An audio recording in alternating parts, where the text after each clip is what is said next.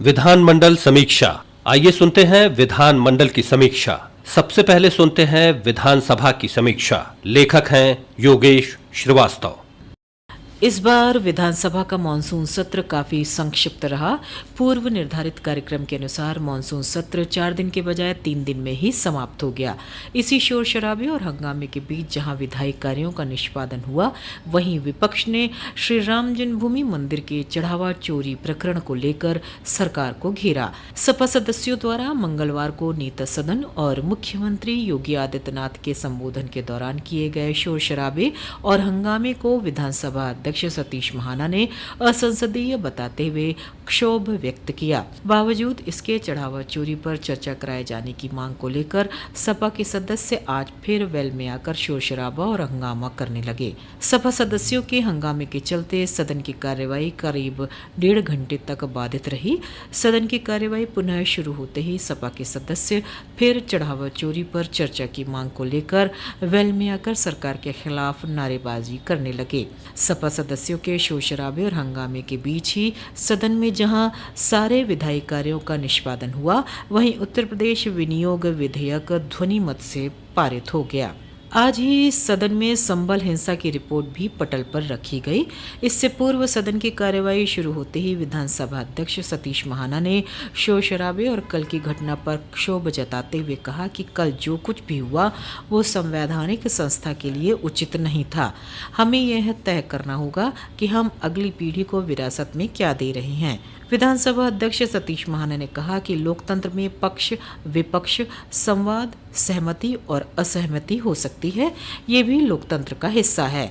विधानसभा अध्यक्ष ने कहा कि पिछले 4.5 सालों में हमारी ये पूरी कोशिश रही है कि संविधान की गरिमा और उसकी महत्ता के अनुकूल सदन की कार्यवाही बढ़ाई जाए। उन्होंने कहा कि वाद विवाद, सहमति और असहमति लोकतंत्र का अंग है, परंतु भाषा की मर्यादा हमें ध्यान में रखनी होगी। संसदीय आचरण की परिधि लांघना इस संस्था के लिए अत्यंत हानिकारक है।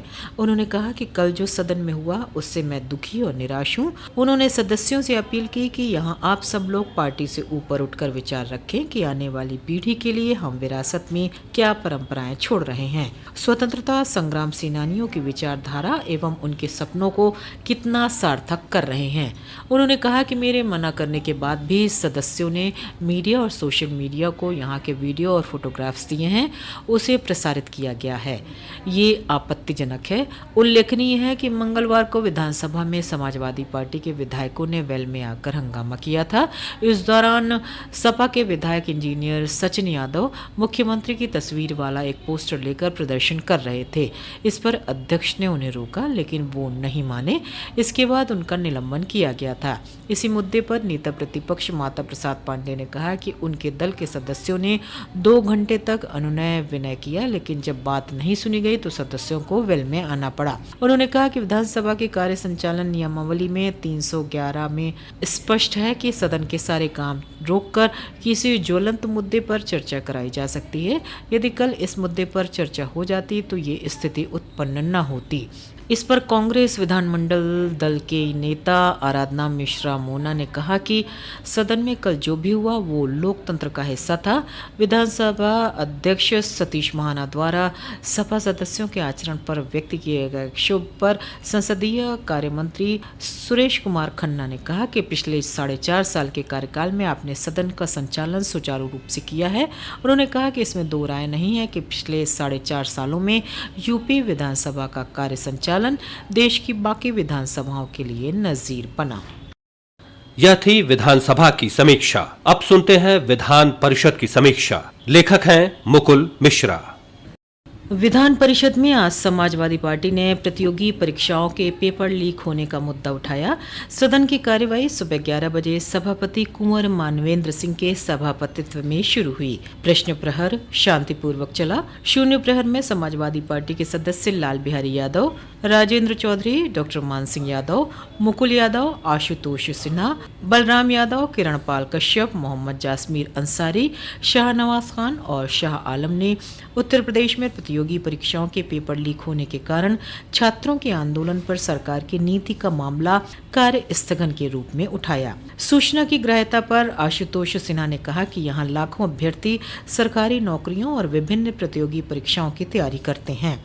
गरीब, किसान, मजदूर तथा मध्यम वर्गीय परिवार अपने बच्चों की शिक्षा और प्रतियोगी परीक्षाओं की तैयारी पर अपनी वर्षों की जमा पूंजी खर्च करते हैं, लेकिन जब परीक्षा का पेपर लीक होकर परीक्षा रद्द हो जाती तो युवाओं का विश्वास टूट जाता है। पिछले 9 वर्षों में 20 से अधिक परीक्षाओं में पेपर लीक और परीक्षाएं रद्द हुई। लाल बिहारी यादव ने कहा कि पेपर लीक गंभीर विषय है, छात्र आंदोलित हैं। सरकार की ओर से जवाब देते हुए श्रम मंत्री अनिल राजभर ने कहा कि सपा सदस्य शिक्षा और परीक्षा की बात कर रहे हैं, लेकिन ये परीक्षा में सुधार और पेपर लीक की घटनाओं को कैसे रोकें, इस पर कोई बात नहीं करते। उन्होंने कहा कि ये देश के 30 करोड़ नौजवानों से जुड़ा विषय है।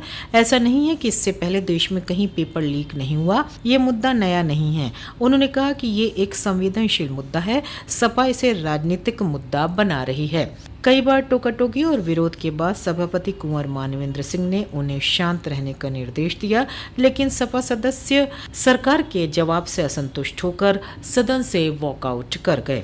निर्दलीय समूह के राज बहादुर सिंह चंदेल और डॉक्टर आकाश अग्रवाल ने उत्तर प्रदेश के वित्त विहीन विद्यालय, सरकारी प्राइमरी स्कूल, सहायता प्राप्त स्कूलों के शिक्षकों को छात्रों की अपार आईडी बनाने में होने वाली कठिनाइयों का मामला कार्य स्थगन के रूप में उठाया। ग्राह्यता पर राज बहादुर सिंह चंदेल एवं डॉक्टर आकाश अग्रवाल ने अपने विचार व्यक्त किए। बेसिक शिक्षा राज्य मंत्री संदीप सिंह ने कहा कि शिक्षकों पर कोई दबाव नहीं बनाया जा रहा है।